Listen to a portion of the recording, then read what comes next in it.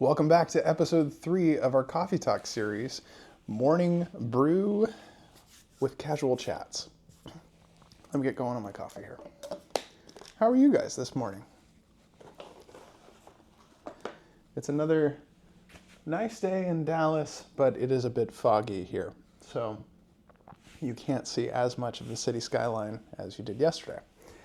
That being said, I am trying something a little bit different. It was suggested to me that I turn off the auto tracking feature because it was a bit annoying. That's fine.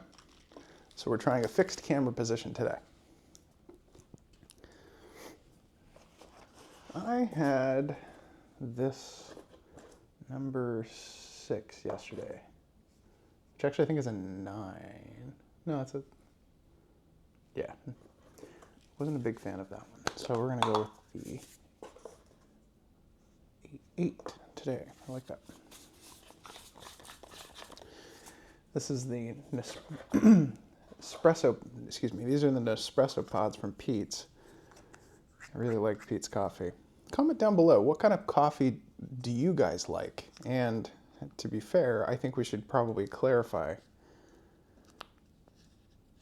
the different types of coffee. In my opinion, this is going to sound harsh, but I don't think you're a real coffee place unless with your espresso shots, you serve a sparkling water chaser shot. I think that's delicious when coffee shops do that. Also, you're not a real coffee shop if you don't open earlier than 7 a.m. Enough of us have to be at work by 6 some days that it seems like 6 should be a staple for most coffee shops of when to open. Press and hold that as the water starts heating up. Perfect. Also comment down below, what kind of coffee do you guys drink? My drink of choice, and has been for many years, is an iced Americano, black. Love it. It's probably one of my favorites. Second favorite, probably a flat white, if I am having coffee with milk. All right, we will let that water heat up. So, a couple of coffee talk thoughts this morning that I've been having. We could get political, which I don't really want to do. We could go down the rabbit hole of there really hasn't been much of the there really wasn't much of the viewer questions this morning. So, what I want to focus on is what we get to talk about in Coffee Talk today.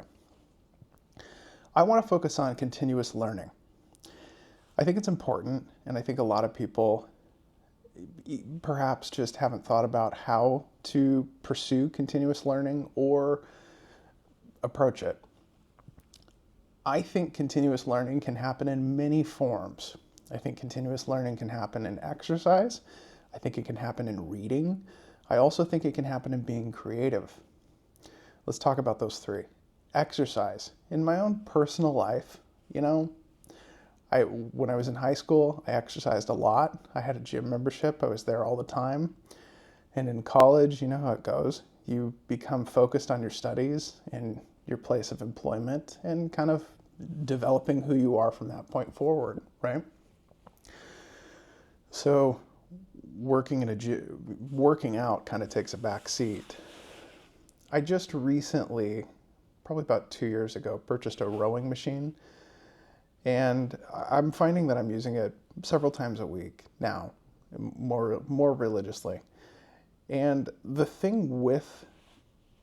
reason why I talk about continuous learning and I use exercise as an example, and I specifically talk about the rower, is because I think with continuous learning, you need to find something for you that you are passionate about, that you enjoy doing, even when it's hard. And I think if you find that thing in your life, the mind in some ways is like a sponge. And we've been told that before. And I think if you are not exercising it and making sure that things are moving and keeping that body moving, it kind of becomes stale in some ways. And I think a lot of us are stale today. Like, we're not vibrant people like we once were. I hope that in some ways, talking about continuous learning and doing these coffee chats and opening up the floor for discussion and kind of just having an open forum is a healthy way for all of us to develop and grow our continuous learning together. My other thoughts. So yeah, that's continuous learning. Also on my coffee talk this morning, I had iOS 18. I'm not sure, everybody it seems these days falls in either the Android camp or they fall into the iOS camp. I mean, goodness knows, when I walk into a cell phone store these days, basically you have two choices. It's either the Samsung on the left or the Apple product on the right. I have tried to use Samsung devices over the years. I'm not saying they are bad products. I'm just saying I don't live in that ecosystem. So for me, I don't get much value out of just having one device from them. But that being said, iOS 18. iOS 18, to me, is a great example of continuous learning and why it's important. Because my iOS 18 experience, I've been seeing a lot of stuff online talking about how I don't like the new Photos layout, I don't like the new Control Center, I don't like the way notifications lay out. The gamut of negativity around how things are laid out is interesting to see the discourse around it. For me, iOS 18 has been the best operating system Apple's ever generated for a mobile device, period. And I think it's gotten to a point now where with iOS 18, the reason why I say that and tie it back to continuous learning is because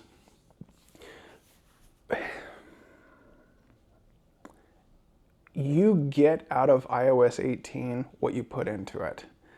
Sure, it's going to take you a bit of time to rearrange how you want to have your control center layout. It's going to take you time to rearrange how you want to see the Photos app.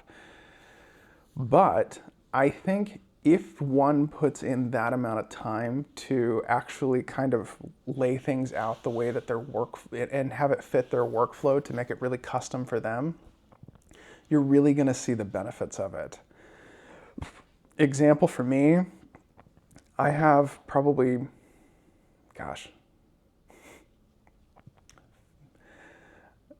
I don't know the exact number, I'd have to look, but off the top of my head, I know it's probably closer to 100, but it's well over 50 devices that are just HomeKit automated devices at our house.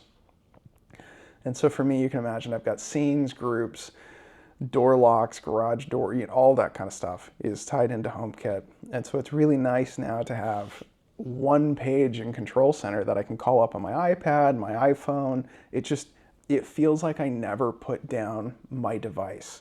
And so why I'm liking the new operating systems in general is because they're so coherent amongst each other that once you're in that quote unquote walled garden, or what I like to call the ecosystem, once you're in that ecosystem, there is no discrepancy about which product or device that you're using. There used to be, oh, I'm picking up my iPad now. My iPad doesn't have X, Y, or Z tool on it to be able to perform the task that I want to do. But now that's just not the case. It's really a form factor decision that you're making. I want to be mobile. I'm going out to dinner. I'm going to take my iPad with me rather than my laptop. And because it's synced through iCloud, everything appears. And so for me, I really enjoy that ecosystem experience because I think it's paramount. But again, if you only have one device, or if you don't have a lot of HomeKit stuff at your house, I can see how iOS 18 is a bit cumbersome, and it will take some time to kind of figure out what you want to see there and what would fit best for your needs. I can only encourage you to play around. You're not going to hurt anything, and try it out for yourself, much like continuous learning and picking up a book. Let me know what you're reading in the comments below. I'm really curious. Right now, I'm going back and currently reading. I know we're all over the map this morning on Coffee Talk. Currently, I'm reading the Harry Potter series. Fun fact, I had an over-controlling mother that said no, Harry Potter was not allowed in our house. So, later in life as an adult, you get to make those decisions and read whatever the hell you want.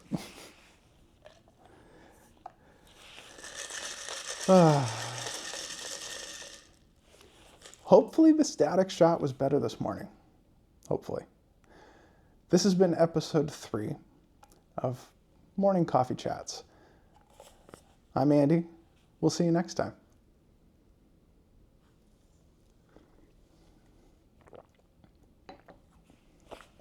Oh yeah, it'll be a good day.